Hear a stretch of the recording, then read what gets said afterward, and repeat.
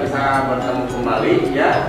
Dan alhamdulillah pada kesempatan kali ini juga Bapak dalam keadaan sehat ya. Dan mudah-mudahan kalian juga dalam keadaan sehat ya. Sehat?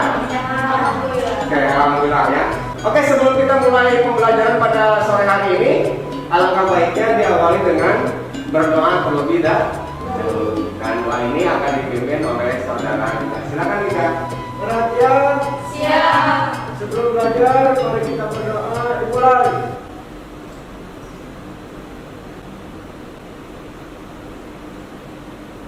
Selesai. Beri salam. Assalamualaikum warahmatullahi wabarakatuh. Waalaikumsalam warahmatullahi wabarakatuh.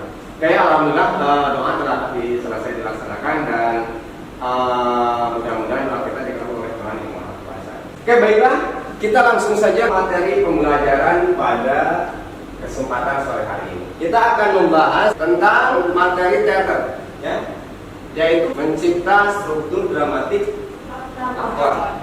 Nah, kira-kira definisi naskah lakon itu apa kira-kira? Ya, silakan. Naskah lakon adalah cerita yang akan dipentaskan dalam sebuah penetasan di atas panggung. Lakon atau drama di atas panggung selalu berangkat dari kehidupan manusia yang direka oleh pengarang menjadi cerita yang mengandung makna tentang baik buruknya tabiat manusia.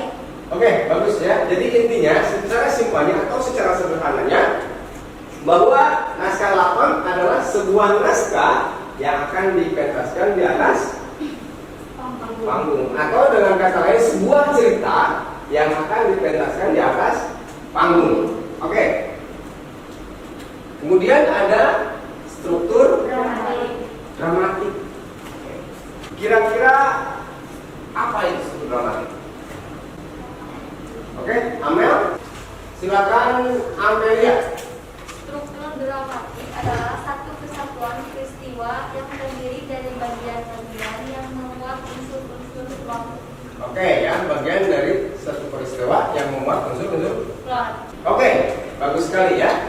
Ada lagi yang mau menambahkan? Ya, silakan. Struktur dramatik adalah tahapan-tahapan emosi dalam sebuah cerita. Struktur dramatik adalah tahapan-tahapan emosi dalam sebuah cerita, ya. Oke, bagus sekali ya. Nah, jadi dari ketiga pendapat dari anak-anak sekalian bisa disimpulkan bahwa struktur dramatik adalah tahapan-tahapan emosi atau tahapan-tahapan yang harus dicapai dalam sebuah cerita, ya, tahapan-tahapan. Jadi cerita itu bisa berjalan dengan menarik, ya. Dalam struktur dramatik kira-kira apa aja? Saya Pak. Oke, silakan Yulia. Yang pertama ada eksposisi, yang kedua receive action, yang ketiga komplikasi, keempat klimaks, dan yang terakhir resolusi dan konklusi. Oke, bagus sekali ya pendapat dari Yulia tadi bahwa struktur dramatik itu ada eksposisi, receive action, komplikasi, kemudian klimaks, kemudian resolusi dan konklusi. Bagus ya, ada 6 tahapan-tahapan. Oke. Yang pertama tadi ada apa? Eksposisi. Kira-kira eksposisi itu apa? Saya Pak.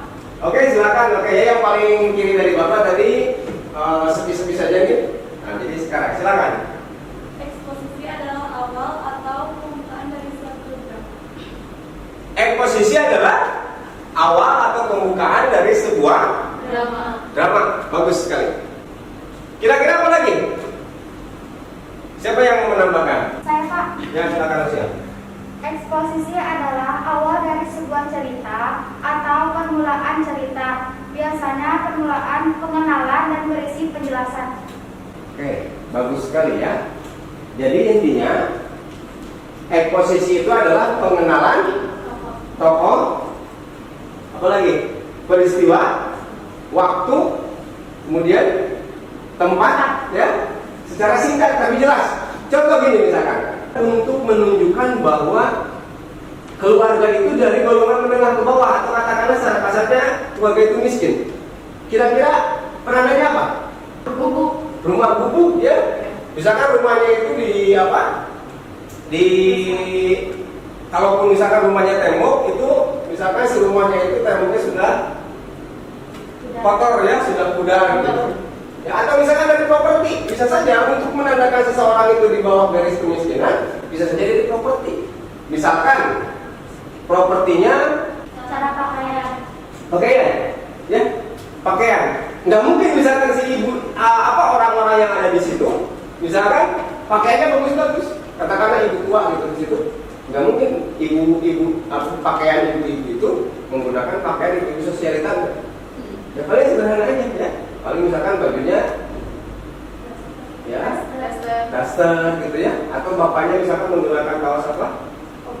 Kaos oblong atau kaos partai yang bekas pemilu gitu ya. Ya, bekas pemilu ya yang sudah robek di sana sini gitu. Atau misalkan apa lagi? Gordeng ya, dan gordengnya nggak mungkin bagus seperti di rumah bapak ya. Jadi gordengnya itu ya, sudah yang dipaku gitu ya. Kemudian kalau siang mau dibuka itu cuma dibungkus gitu. Diiketin. Kemudian untuk menunjukkan waktu, misalkan naskah ini berbicara tentang malam hari. Kira-kira sebagai identitas malam itu apa?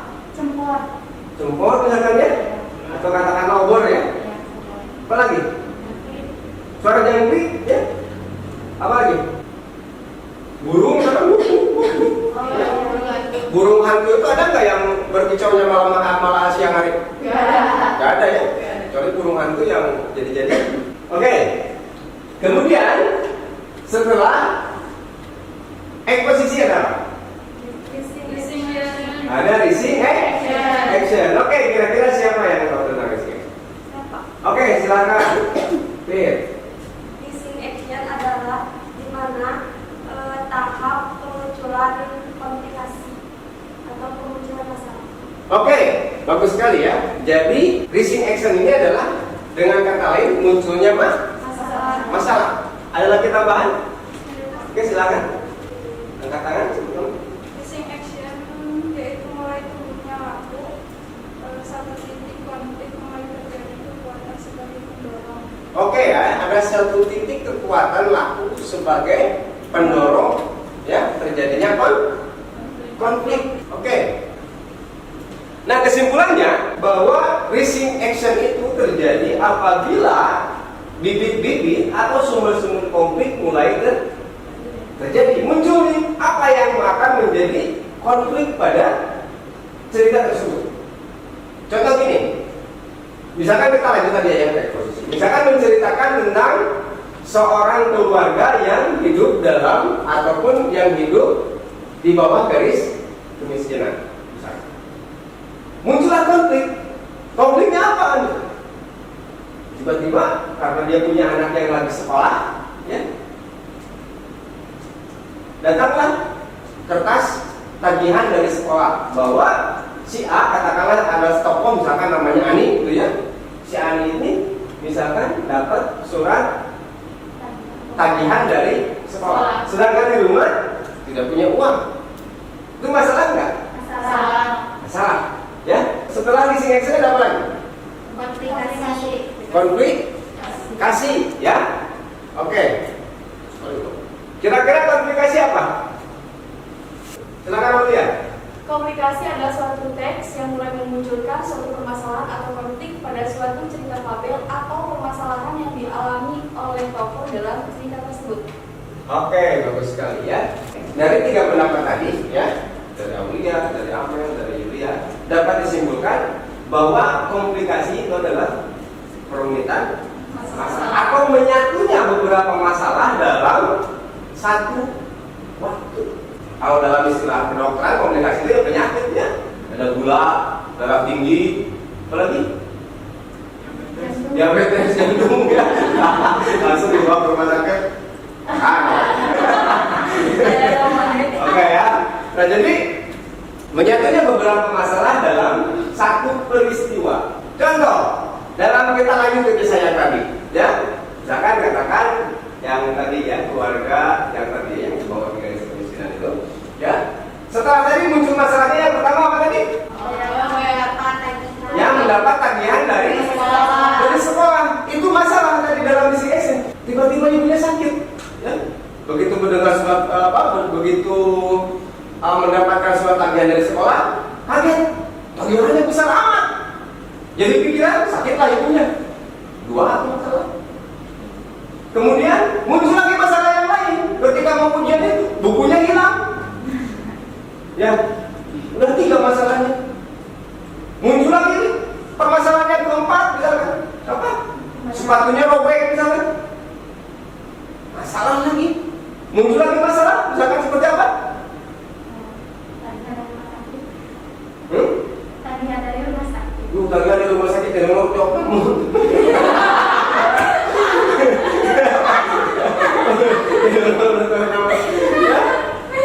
Banyak, jadi menyatunya beberapa masalah dalam satu peristiwa itu. Sehingga si tokoh utama bingung untuk menentukan mana dulu masalah yang harus dihadapi atau diselesaikan. Nah, kemudian setelah komplikasi ada klimaks. Oke, kira-kira klimaks apa? Sebelah kiri Bapak, dari tadi sepi-sepi aja. Silakan. Klimaks itu apa? Diri. Puncak dari segala emosi. Emosi. Oke, bagus sekali. Terakhir, satu lagi tambahan. Kira-kira siapa? Silakan. Apa itu klimaks? Silakan, Dharma. Merupakan bagian besar dan mendebarkan. Bagian paling mendebarkan, ya. Bagian yang paling mendebarkan dalam sebuah cerita. Oke, kita lihat. Klimaks, puncak dari segala emosi-emosi. Dalam krisis ini terus meninggi yang akhirnya terjadi suatu peristiwa yang tidak bisa dielakkan sehingga keadaan menjadi kacau yang berakibat salah satu pihak mengalami penderitaan. Oke, kemudian setelah klimaks ada resolusi. Apa kira-kira resolusi? Silakan Nika. Resolusi adalah masalah atau konflik yang telah muncul dan mulai ditemukan penyelesaiannya, yang bisa berupa kebaikan atau keburukan. Oke, bagus sekali ya. Ada lagi yang mau menambahkan? Saya Pak. Oke, silakan Yulia. Resolusi atau penurunan cerita setelah terbitnya peristiwa yang menegangkan tersebut ditentukan oleh pihak tokoh-tokohnya tersebut untuk menentukan nasibnya. Oke, ya. Tambahan lagi satu lagi. Oke, silakan Aulia. Resolusi adalah suatu keadaan di mana konflik sudah mulai mengendur atau mendapatkan suatu jalan keluar sehingga permasalahan tersebut dapat diselesaikan. Oke, ya. Jadi konflik sudah mulai menurun, ya. Kemudian jalan keluar sudah mulai ditemukan. Oke, bagus. Terakhir, ya.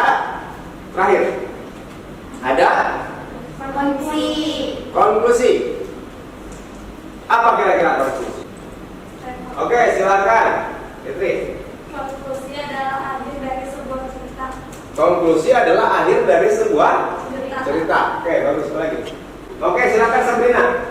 Konklusi adalah sebuah penyelesaian dari konflik-konflik yang terjadi. Sebuah penyelesaian dari konflik-konflik yang terjadi. Bagus. Terakhir satu lagi. Oke, silakan. Konklusi adalah sebuah dari sebuah cerita. Ulang lebih keras lagi. Konklusi adalah kesimpulan dari sebuah cerita. Oke, konklusi adalah kesimpulan dari sebuah cerita. Bagus ya.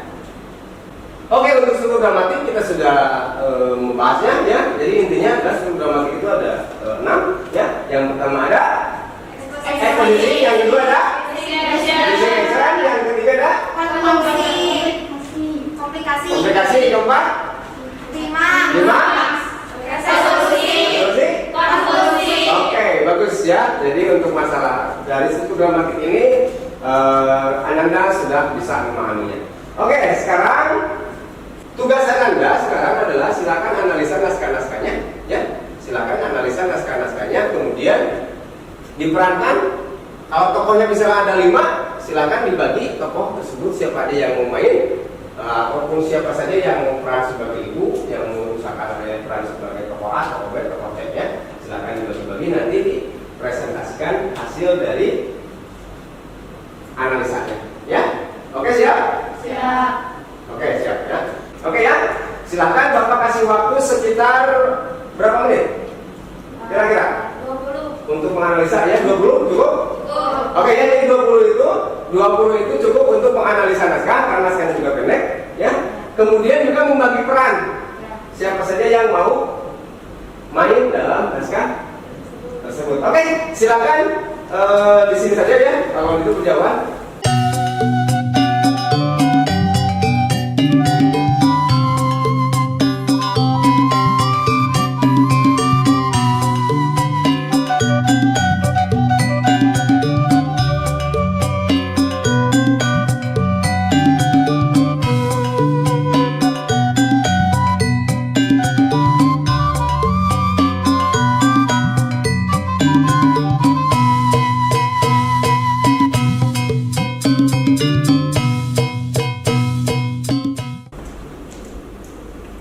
Ibu masih berpikir lagi? Malam hari raya nanti, dengarlah suara beduk itu bersahut-sahutan. Pada malam hari raya seperti inilah ayahmu pergi tanpa sepatah kata pun. Ayah, kenapa ibu masih mengingat lagi masa yang lampau itu? Mengingat orang yang sudah tidak ingat lagi kepada kita. Aku merasa bahwa ia masih ingat kepada kita. Bintasi kemana, Bu? Bintasi keluar tadi mengantarkan jahitan nanti. Bintasi masih mengambil upah jahitan, Bu. Bukankah seharusnya ia tidak usah lagi membanting tulang sekarang? Biarlah nanti. Karena kalau ia sudah kawin nanti, kepandaiannya itu tidak akan sia-sia nanti. Sebenarnya ibu mau mengatakan kalau penghasilanku tidak cukup untuk membiayai makan sekeluarga, kan, Bu? Ini semua terjadi karena ulah ayah. Hingga Bintasi harus hidup menderita pula. Sejak kecil, Bintasi sudah merasakan pahit getirnya kehidupan. Tapi kita semua harus mengatasi kesulitan ini, Bu. Harus. Ini sudah kewajibanku sebagai kakaknya sekarang. Ya, aku harus lebih keras lagi dan berusaha. Agak lambat hari ini, Bu. Di mana kau berbuka puasa tadi? Kerja lembur, Bu. Tadi aku berbuka puasa bersama teman di kantor. Kak, ada kabar aneh nih. Tadi pagi aku berjumpa dengan seorang tua yang serupa benar dengan ayah. Oh, begitu. Waktu parkir toko berbelanja di sentral, tiba-tiba ia berhadapan dengan seorang tua, kira-kira berumur 60 tahun. Ia kaget juga karena orang tua itu seperti yang pernah dikenalnya. Katanya orang tua itu serupa benar dengan Raden Saleh. Tapi kemudian orang itu menyingkirkan diri dan menghilang di kerumunan orang banyak. Tidak mungkin dia ada di sini. Aku kira juga dia sudah meninggal dan pergi ke luar negeri. Sudah 20 tahun semenjak dia pergi pada malam hari raya seperti ini. Ada yang mengatakan dia ada di Singapura, Bu. Tapi itu sudah 10 tahun yang lalu. Waktu itu kata orang dia mempunyai toko yang sangat besar di sana. Dan kata orang juga yang pernah melihat hidupnya sangat mewah. Iya, tapi anaknya makan lumpur. Bagaimana rupa ayah yang sebenarnya, Bu? Waktu masih ia muda, ia tak suka belajar. Tak seperti kau. Ia lebih suka berfoya-foya. Assalamualaikum. Waalaikumsalam. Sudah berbuka puasa sebelumnya? Tadi kami menunggu kau. Lama benar. Apa yang kau lihat di luar?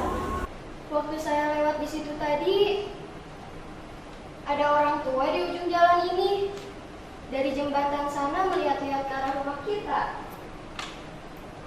Nampaknya seperti seorang pengemis. Orang tua, bagaimana rupanya? Hari agak gelap, jadi tidak begitu jelas kelihatannya. Tapi orang itu, Coba kulihat.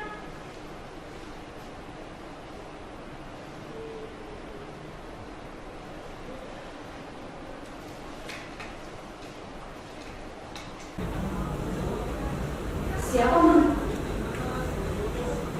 Assalamualaikum. Assalamualaikum.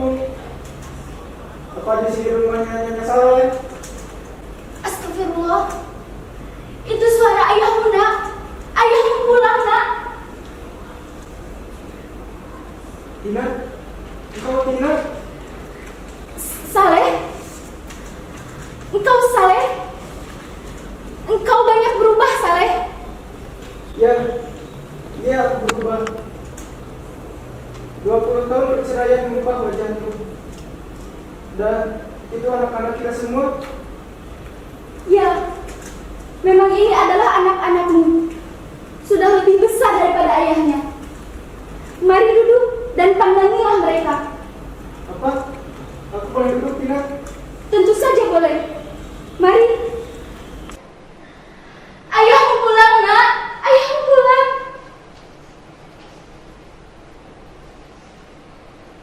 Ayah, aku Maimun. Maimun, engkau sudah besar sekarang, Nak. Waktu aku pergi dulu, engkau masih kecil sekali. Kakimu masih lemah, belum dapat berdiri. Dan Nona ini siapa? Saya minta sih, Ayah.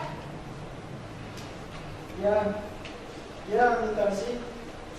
Aku dengar dari jauh bahwa aku mendapat seorang anak lagi. Seorang putri. Aku senang sekali. Ya. Rupanya anak-anak dapat juga besar, walaupun tidak dengan ayahnya. Maukah kau memberikan air segelas buatku Kunarti? Hanya engkau yang tidak. Nanti, ayahmu yang berbicara itu. Mestinya engkau gembira, Nak. Kalau Narti tak mau, engkaulah Maimun. Maukah kau memberikan ayah air segelas? Baik, Ayah. Maimunah, kapan kamu mempunyai seorang ayah? Kunarti. Kami tidak mempunyai seorang ayah. Kapan kami mempunyai seorang ayah? Kunarti. Apa katamu itu? Kami tidak mempunyai seorang ayah, kataku. Jika kami mempunyai seorang ayah, lalu apa perlunya kita membanting tulang selama ini? Dan kau, Maimunah, lupakah engkau waktu engkau menangis saat di sekolah dulu karena engkau tidak bisa membeli mainan seperti teman-temanmu? Dan kau pergi ke sekolah dengan pakaian yang sudah sobek dan kau bawa sana sini? Itu semua terjadi karena ulah ayah. Jika kita mempunyai seorang ayah, lalu kenapa hidup kita semarak ini? Tapi Kanarti, ibu saja sudah memaafkannya. Kenapa kita tidak? Ibu seorang perempuan. Waktu aku kecil dulu, aku pernah menangis di pangkuan ibu karena lapar, dingin dan penyakitan. Dan ibu selalu bilang bahwa ini semua adalah salah ayah. Ayah yang harus disalahkan. Lalu kemudian aku menjadi anak suruhan orang, dan ibu menjadi kuli mencuci pakaian kotor orang lain. Tapi aku berusaha sekuat tenagaku, dan aku buktikan bahwa aku tidak butuh pertolongan orang lain. Ya, orang yang meninggalkan anak dan istrinya dalam keadaan sengsara. Waktu aku berumur 18 tahun, lihat bayi yang di bawah mataku hanyalah gambaran seorang ayah yang telah sesat. Ia pergi bersama wanita lain yang telah membawanya ke lembah kedurjanaan. Lupa dia kepada anak dan istrinya, lupa pada kewajibannya. Maka jika kita mempunyai seorang ayah, maka ayah itulah yang menjadi musuh sebesar-besarnya. Kunarti. Tapi Kak, lihat ayah sudah seperti ini sekarang. Ia sudah tua, Kanarti. Maimunah, seringkali kau menyebutkan kalimat ayah kepada orang tidak berarti ini. Hanya karena ia masuk ke rumah kita dan ia menyebutkan bahwa ia ayah kita, maka kau sebut pula ia ayah kita. Coba kau perhatikan, apakah orang yang ada di hadapanmu itu Kau bisa merasakan bahwa ia adalah ayahmu? Kanati, kita adalah darah dagingnya. Bagaimanapun buruknya kelakuan dia, kita tetap anaknya yang harus merawatnya. Jadi menurutku, ini semua adalah kewajiban kita. Setelah dia meninggalkan kita dan meluapkan nafsunya di mana-mana, dia akan kembali dan kita harus merawatnya. Enak betul. Gunarti, sampai hati benar kau berbicara seperti itu kepada ayahmu. Ayah kandungmu. Ayah kandung. Memang Gunarti yang dulu mempunyai ayah, tapi dia sudah meninggal 20 tahun yang lalu. Baiklah, aku akan pergi.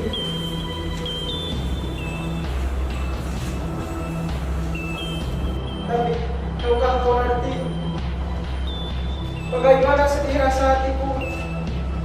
Aku yang pernah dihormati, orang kaya yang memiliki uang berjuta-juta banyaknya, sekarang diusir sebagai penulis oleh seorang anaknya sendiri. Tapi biarlah, aku tidak akan mengganggu kalian lagi.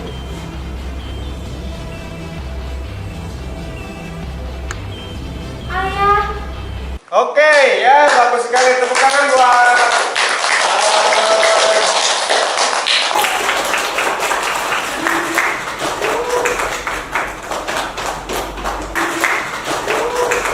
intinya Bapak menyimpulkan bahwa anak-anak sekalian sekarang sudah bisa memahami apa itu struktur gramatik, kemudian juga di mana letak-letak dari struktur gramatik dari sebuah naskah lakon drama. Oke, terima kasih buat anak-anak sekalian. Silakan kembali ke kursinya masing-masing.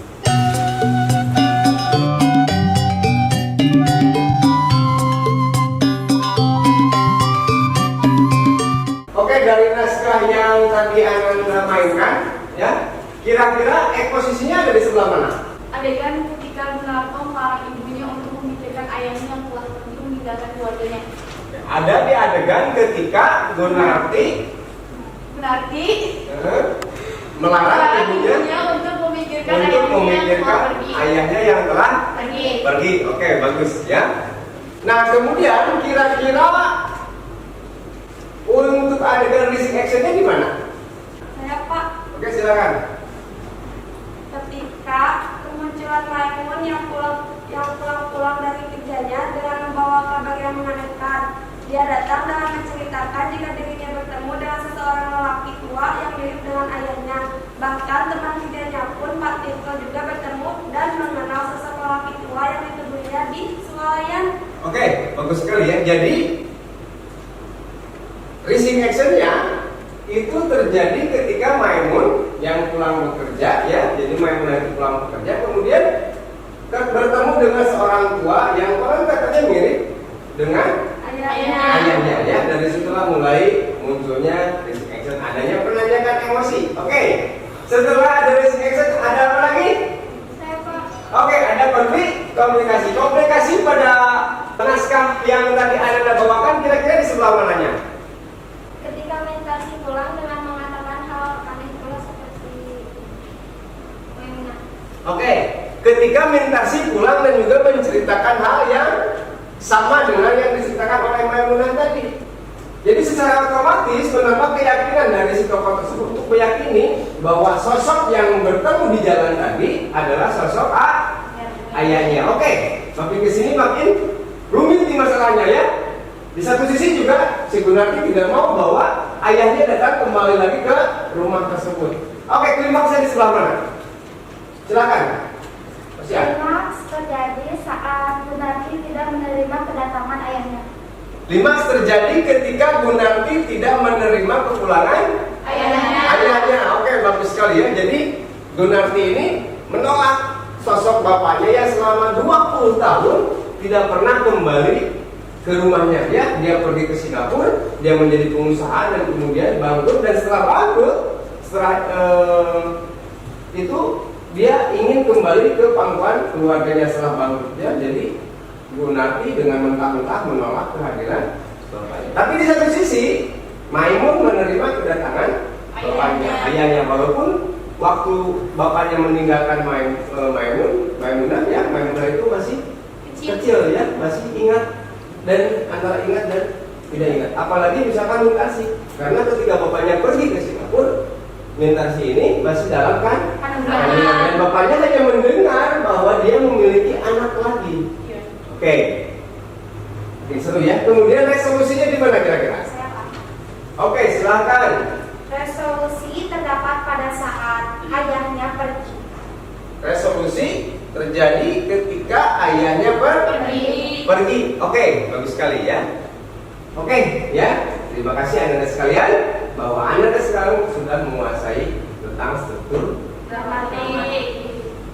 Oke, alhamdulillah anak-anak sekalian bahwa kita telah selesai melaksanakan pembelajaran ini dan mudah-mudahan pembelajaran hari ini bisa ditangkap oleh anak-anak sekalian dan kemudian diingat-ingat ya, jangan sampai sekarang belajar besok lupa. Oke anak-anak sekalian, mungkin sebelum Bapak tutup dan sebelum kita pulang, alangkah baiknya kita berdoa dalam hati, mudah-mudahan kita selamat sampai tujuan.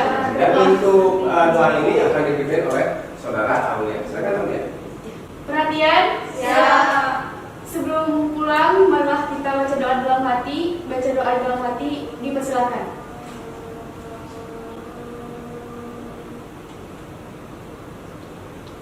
Selesai.